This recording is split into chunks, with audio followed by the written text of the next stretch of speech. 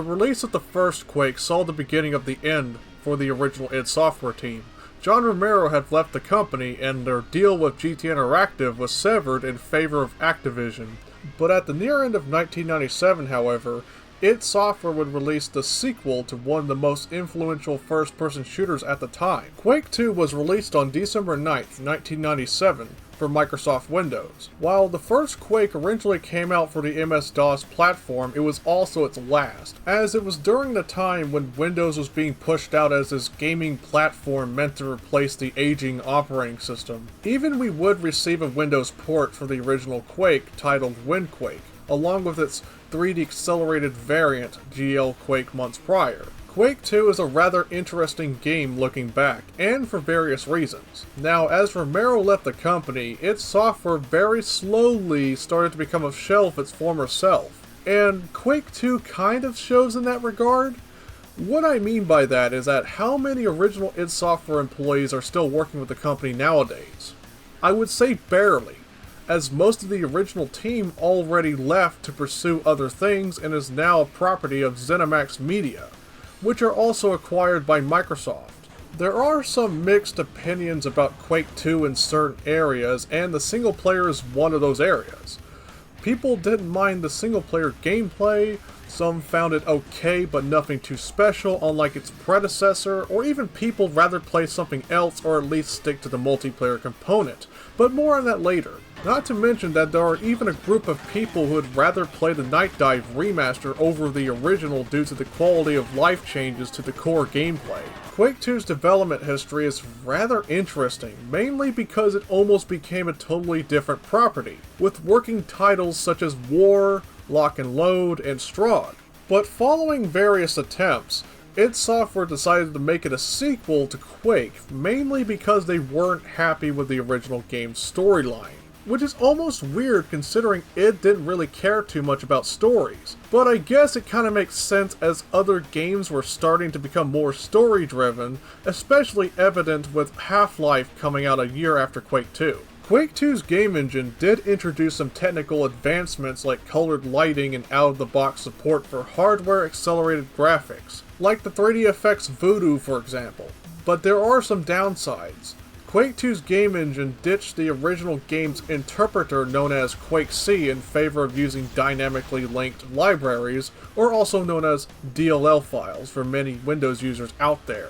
While this could make the game run more faster, this made modding the game a little bit more difficult in the long run, especially when you enter other operating systems other than Microsoft Windows. And you better be lucky if a certain modification that you want to run a server on has a Linux version of the logic code. And by the way, their Linux equivalent of a dynamically linked file would be called .so. Just a heads up. Now, unlike the original Quake, which consists of Lovecraftian and medieval environments, Quake II ditches all of that and goes completely science fiction, with a storyline led by Kevin Cloud. You portray as a Marine named Bitterman, who is taking part in a desperate operation named Operation Alien Overlord. This operation is an attempt to end the war between the humans and the Strogg, a rogue alien race from the planet Stroggos, who kill or capture humans before converting them into horrific cyborgs. This would be known as the Stroggification process, and it's a really brutal and violent transformation sequence. Some of the victims had their arms replaced with machine guns and grenade launchers, but if you were unlucky enough, you might only have your head controlling some flying contraption. Anyway, Bitterman's capsule got bumped into another Marine's capsule and lost its control. The capsule then crashed into another base where you'll be starting at, and by that point you're better off just kicking some Strogg ass on your own, while your squad mates are pretty much imprisoned, losing their sanity and their limbs. Now, Quake II's gameplay differs quite a bit compared to its predecessor, mainly because of the changes towards the combat and progression. In the level design, however, you can traverse back and forth to different levels. Keep in mind that this concept isn't too new because Hexen was one of those games to have this feature through hubs. But unlike Hexen, where it has a bunch of switch hunting, Quake II gives you primary and secondary objectives to follow. I don't know why, but the concept itself sort of confuses me from time to time. Maybe it's because I am too used to the level-by-level progression from many games before it. I would have to look up a playthrough on the internet to get any further, and I'm sure Hexen is notorious for that. But in Quake II, however, I recall having to do that twice by the time I was in the late game, especially in the upper and lower palace levels. The combat is a bit on the slow side compared to the original Quake. Instead of that typical fast movement and bunny hopping, Quake II focuses more on parkour-like movement, as evident by landing in tight areas and then jumping into the next. There is even a mechanic that, when done right, you could double jump. One famous example of this mechanic is on the first deathmatch map of the game, Q2DM1, The Edge. Not only did id Software change up the mechanics for the game's movement, but also added recoil to the machine gun, which adds a bit of realism, but I think it feels wrong for a game like Quake. Now, I should also mention the slower weapon switching. In the first Quake, the weapon switching is instantaneous, but in Quake II, however, each weapon has its raising and lowering animation sequences. The slow weapon switching was later addressed in the Night Dive remaster, which somewhat I have a little bit of mixed feelings about. Originally, while I understand that the quality of life and the fast weapon switching is fine and all, but I also felt like that the original weapon switching behavior should have been more of a menu toggle because maybe some people are used to the original weapon switching behavior. But the more I think about it, there are so many changes to the game that it's probably considered an overhaul at this point. So I guess it's for the better that the weapon switching might as well stay changed. Quake II changes up its weaponry a bit, while expanding it to 11 instead of the previous 8.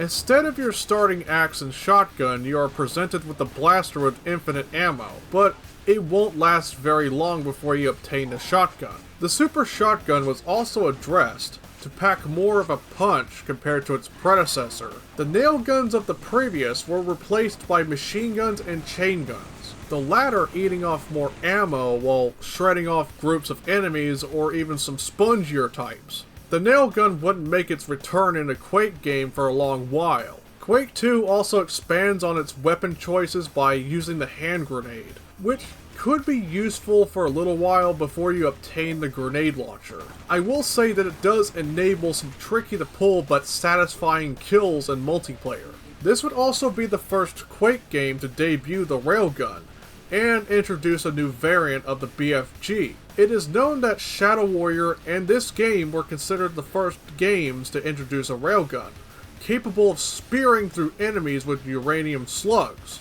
and would be a staple in the Quake multiplayer formula. While the Hyper Blaster acts like your typical plasma gun, the BFG makes its return since Doom as the BFG-10K. Instead of tracers causing extra damage to enemies around you, the BFG projectile zaps out green lasers at anything in its path, and causes splash damage unlike Doom's BFG, so watch out for that actually.